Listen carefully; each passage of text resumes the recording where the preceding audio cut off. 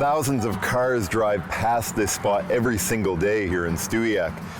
And as the drivers go by and cast a glance up to this mastodon statue, few probably realize that it's actually a monument to the discovery of real mastodon bones found not far from this spot. Now, this statue is perhaps the largest in the province. It's 14 feet high and 22 feet long. This is a show about trails. So of course it's a trail that I'm headed to. And that trail is about 15 kilometers from here. And it goes along the site of the mastodon discovery. And it's where I'm going to be on my walkabout today.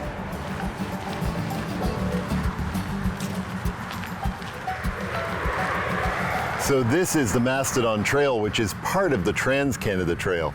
Now, if you're traveling like I am from Dutch Settlement to Carroll's Corner, you'll be following Highway 277 before entering the forest.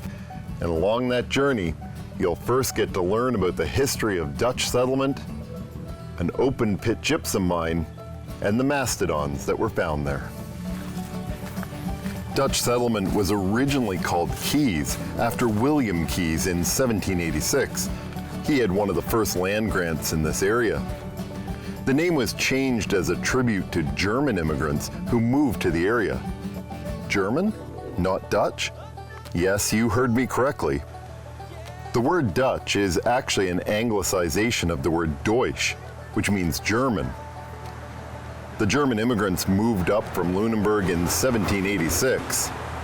It had been a slow migration through Nova Scotia, with a stop in St. Margaret's Bay in search of better land for farming. Over time, more settlers arrived, and Dutch settlement became a mix of both German and Irish immigrants, with the Irish immigrants starting to arrive around 1838. The Irish connection came about because of a man named Thomas Logan, who actually fought with the Americans in the War of 1812.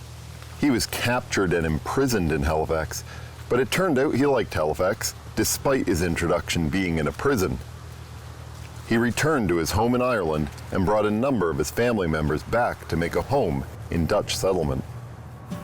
Farming is still a really important industry in this area, but perhaps the most obvious business is the National Gypsum Mine here.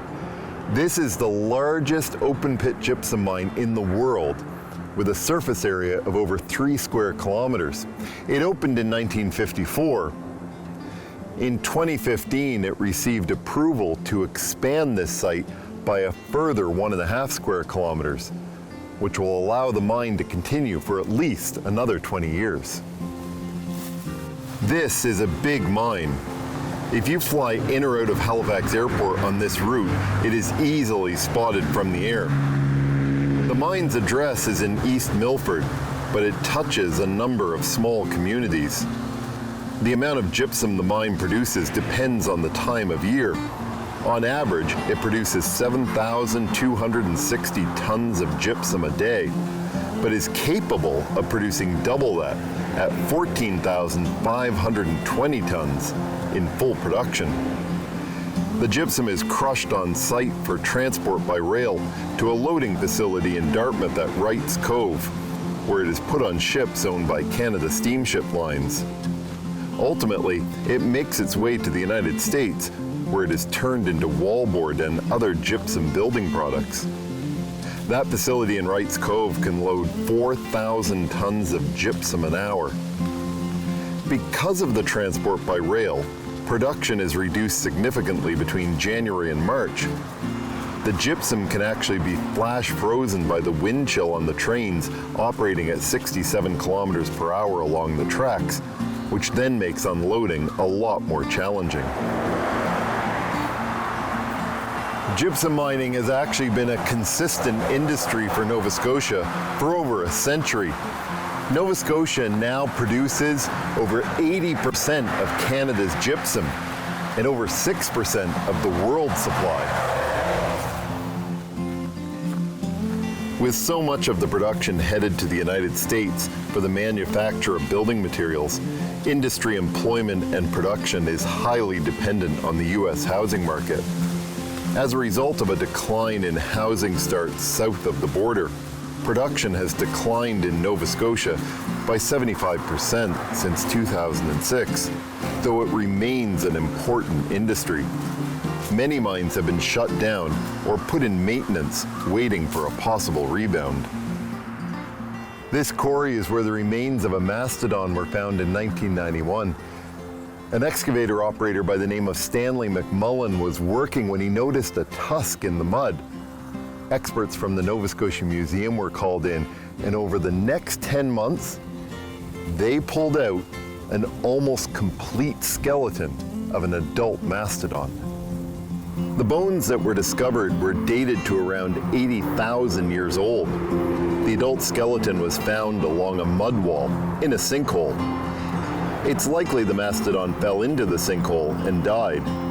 As excavation work continued, almost 15 tons of earth was removed. And about 300 meters away, a second skeleton was found, that of a juvenile mastodon. It's the earliest known juvenile mastodon found anywhere in Canada. Because the quarry was an operating site, care was taken to remove the earth and process it elsewhere. Blocks of clay were removed, and amazingly, of the 15 or so tons of clay, 4.5 tons were sent to schools across Nova Scotia so students could help sort the site. A grade 6 class in Northport found a juvenile painted turtle in the clay they sorted. Mastodons were big animals that roamed this area for a long time, going extinct about 10,000 years ago. That was about the same time that indigenous people started inhabiting this area.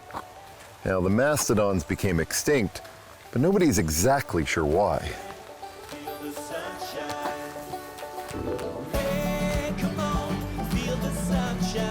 Well, this quarry certainly has a lot of history, from gypsum to mastodons.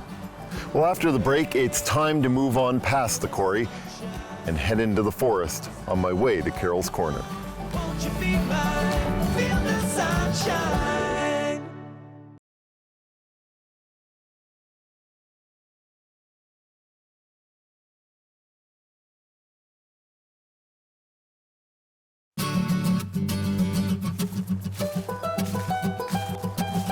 I'm on the Mastodon Trail headed from Dutch Settlement to Carol's Corner. I've made my way past the world's largest open-pit gypsum mine. Well, it was that mine where in 1991 the remains of 2 mastodons were found. And that's why this trail is called the Mastodon Trail. Moving into the forested area of this hike, it's easy to think past the industrial present to a time long before mines, a time when the mastodon roamed this land. The Ice Age is often thought of as one period of time, but in fact, ocean sediments suggest 16 glacial periods. In Nova Scotia, there were at least 4 advances of ice between 75,000 and 10,000 years ago. Just earlier than that, between 120,000 and 75,000 years ago, it was actually as warm or perhaps even warmer than it is today in Nova Scotia. Forests from that time have been found buried beneath glacial deposits here. Then things got cold, very cold. Between 75,000 and 62,000 years ago, a large sheet of ice came across the Appalachian Mountains and then also from Hudson's Bay, crossing the province in an eastward direction. These glaciers grew as they were fed by precipitation. Things warmed up, but only slightly, and the ice partially retreated. Now, mastodons were believed to have roamed Nova Scotia at that time in areas that weren't totally covered by ice. You see, although their bodies were well suited to the cold, they relied on the forests for food. Mastodons were thought to have been in Nova Scotia from 35,000 years ago until after the ice completely retreated. And then, not long after that, they went extinct. There was one more period of ice. Glaciers formed again, but this time the ice was limited to areas north of Nova Scotia, though it certainly would have cooled the climate here. The province is dotted with ridges of sand and gravel called moraines, which mark places ice stopped moving. Those deposits are now important mineral resources, especially to the construction industry. Other deposits in the area form porous areas which filter groundwater and are used to supply water to homes and municipalities. All of Nova Scotia is sculpted by the forces of nature. During the period that things were warmer here, a period that lasted about 4,000 years, species like hemlock, maple, and beech dominated these forests. Now, those species are still here, of course, but as things cooled and moisture increased, the forests in what would become Nova Scotia became dominated by spruce.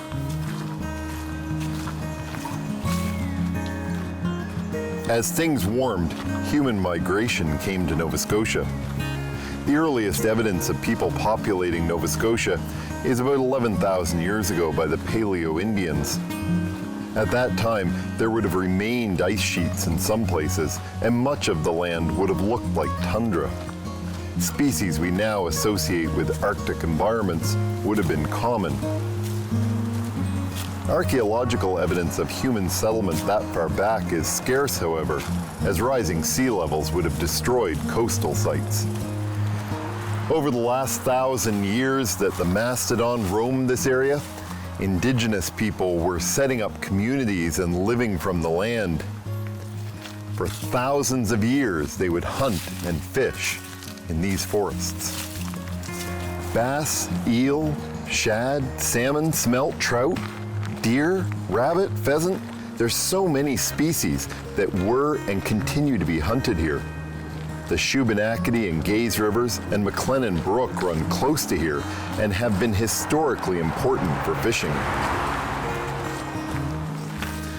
While there isn't a detailed history of the Mi'kmaq specific to this area, it's believed their first contact with Europeans would have been with French missionaries who were attached to a mission in nearby Shubenacadie, and then conflict with the English in the new town of Halifax. It was not long after the founding of Halifax that settlers began moving inland in search of rich farmland. Carroll's Corner was one of many land grants issued and was named after the first European settler here, John Carroll. I mentioned Irish settlers arriving in Dutch settlement, and close to here they also arrived in what is now called Antrim. It was first settled by families from Antrim, Ireland, and was originally called New Antrim. Farming remains very important across this area. There are large dairy, produce, and other farms. There are also woodlots, and of course, mining has grown in importance. The National Gypsum Mine reaches into a portion of Carroll's Corner, but it isn't the only mining operation here. Scozinc operates the Scotia Zinc Mine here, and they have, in addition to the mine and mill, a number of exploration licenses. The Scotia Mine is the second largest mill in Nova Scotia and is surrounded by small gold projects as well. It consists of 648 hectares of mineral rights across 3 contiguous mineral leases. Zinc and lead were discovered in Carroll's Corner in 1973, and mine development began in 1979 with an underground operation. It was converted to a gold mine in 1984 and then returned to the mining of zinc later on. The mine has started and stopped with the rise and fall of mineral prices, most recently shutting down in 2008. 2 years ago, in 2019, under a new management arrangement, a plan was put in place to eventually restart the mine. Carroll's Corner, which has a long history of agriculture, is broadening its economic base to include mining of many types.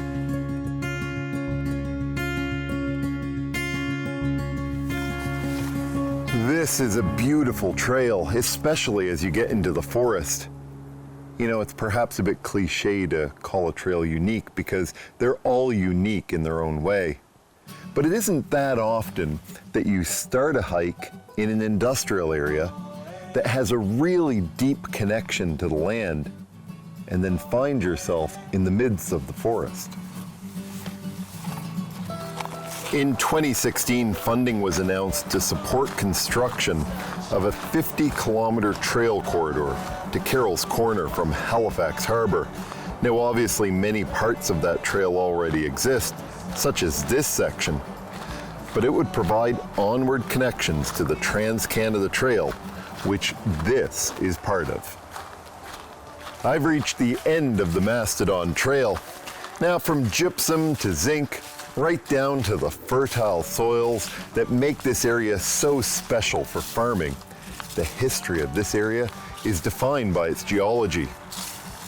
After the break, I'm going to be headed to the Musquodoboit Valley, to another area that's defined by its geology. Won't you be mine? Feel the sunshine.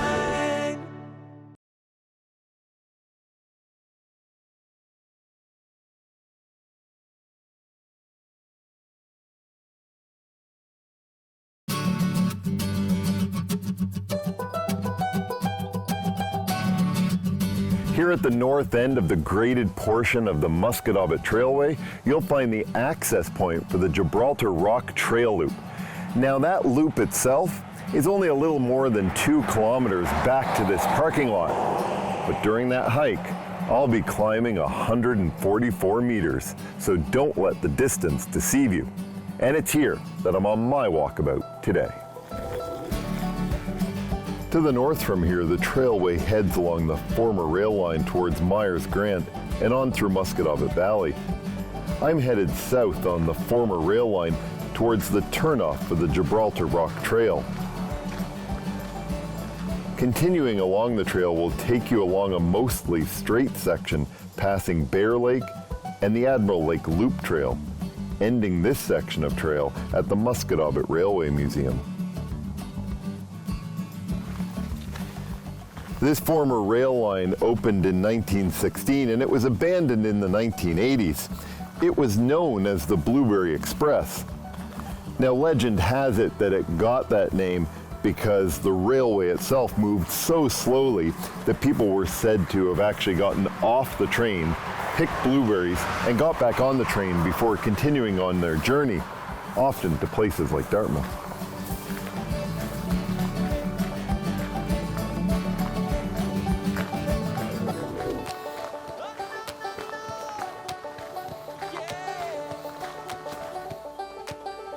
Rail trails offer really nice flat walking.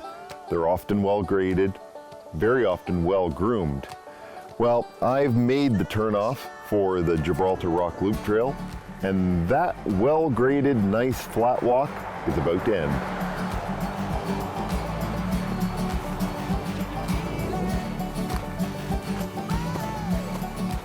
This trail is by any definition a backcountry trail. That makes it a little more fun, of course, but it also means you need to plan ahead.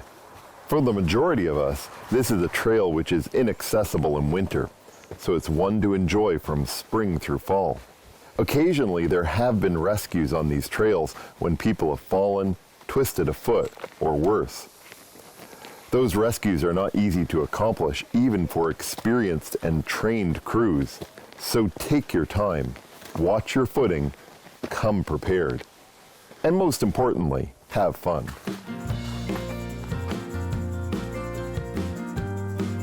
This is the Gibraltar Rock Lookoff. Below me, the Musquodoboit River, which flows south to Musquodoboit Harbor. The Musquodoboit River is about 97 kilometers long, starting at the boundary of Pictou and Guysborough counties, with a watershed of over 1,400 square kilometers. It delivers water to the Musquodoboit Valley, where Glenmore Mountain is to the north, and lower rise hills and drumlins are to the south. If paddling is your thing, almost the entire length is traversable by paddle because it has no significant waterfalls or rapids. The river remains one of the best salmon rivers on Nova Scotia's eastern shore and is also an important brook trout habitat. The name Musquodoboit, from which the river and communities along here get their name, is a Mi'kmaq name meaning beautiful water. To the north is the Shubenacadie Glacial Spillway. It's a geologic formation that's tens of millions of years old, and it's hidden out there beneath the trees. These days, most of central Nova Scotia drains through the Shubenacadie River system from Grand Lake to Minas Basin. At the end of the last ice age, it's believed glaciers twice blocked the river system, creating large lakes in the Shubenacadie and Musquodoboit areas. Eventually, two new outlets for water were created, one through a chain of lakes in Dartmouth to Halifax Harbour, and another through the Gibraltar Gorge and the Musquodoboit River. Geologists theorized that the gorge that Gibraltar Rock looks down on was created by glacial lakes being dammed up in the Musquodoboit Valley and then releasing the meltwater through a narrow outlet in the rock near here. I'm at the second lookoff here. This is called Horns Lookoff. And looking to the south and the east, you're actually looking into the Whites Lake Wilderness area, a portion of the wilderness area that was added in 2015. It's absolutely stunning at this time of year. At over 5,100 acres, the Whites Lake Wilderness area protects the eastern shore granite ridge. The wilderness area is littered with lakes and boulders based on a granite foundation. The 350-million-year-old granite bedrock forms ridges and outcroppings, sheltering lakes formed by the glaciers that once moved through here. The grade going down this side of the trail is a lot easier than the climb up to the lookoffs. Now, because of its large size and the low density of development, the Musquodoboit River watershed is one of the richest in the Halifax area.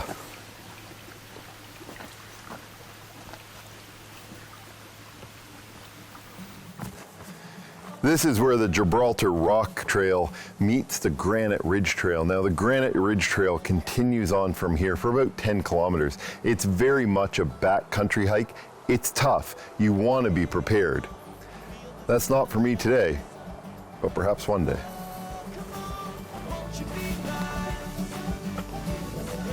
The colors of the forest on this hike were absolutely spectacular.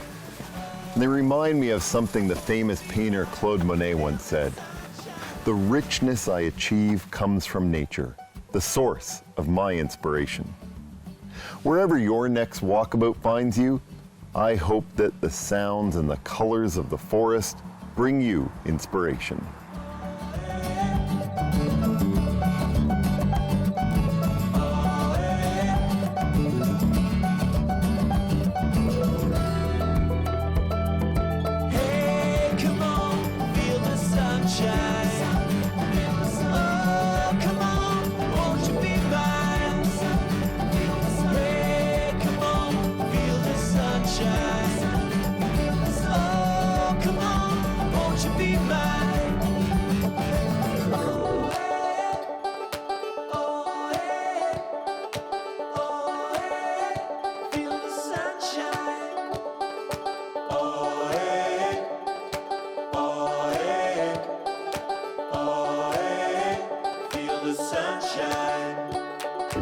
Hey, come on, feel the sunshine.